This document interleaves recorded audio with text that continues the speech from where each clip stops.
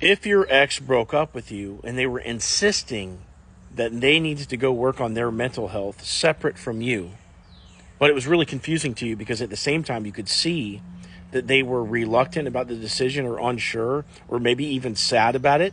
Okay, if that was your situation, watch this video. Hey, what's up? I'm Coach Benny, and I help people get their exes back. And before I did this, I was a dating coach for about 5 years.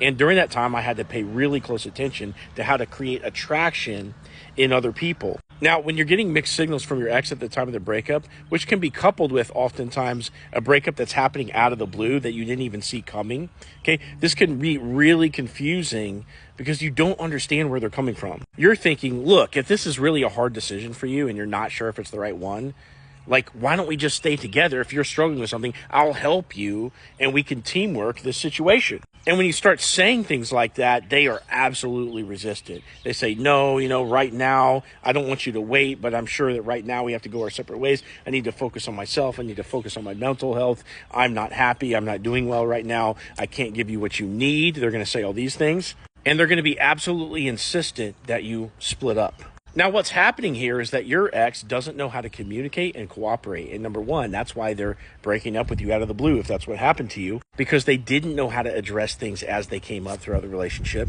And the second thing is they're overwhelmed and they don't know how to get their needs met in the relationship. So, because they avoid conflict.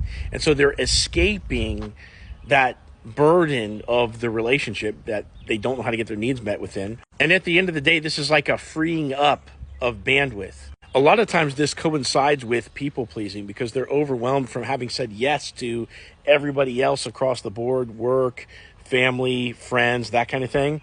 So it's not just you that they need to free up bandwidth for, but because everything else is also adding to the stress, and a lot of times life events will be adding to the stress as well. Maybe they're struggling with money or grandma dies or something like that. But all of this creates the perfect storm that makes them want to jettison their relationship. Now, how can somebody jettison their relationship, especially if they're struggling? Wouldn't you think that they just want help, from somebody else that cares about them? But the thing that explains this is the fact that your ex that's doing this was emotionally neglected or neglected in general in childhood, and they never really sought to rely on other people because the people that brought them into this world, the people that were closest to them, basically showed them that their feelings didn't matter and they weren't going to really be a resource for them anyway. And for that reason, your ex is hyper independent. They're only going to rely on themselves, and they're not really going to trust that you're going to be a permanent fixture in their life. Even if you've been showing up really well in the relationship, and even if you're telling them, professing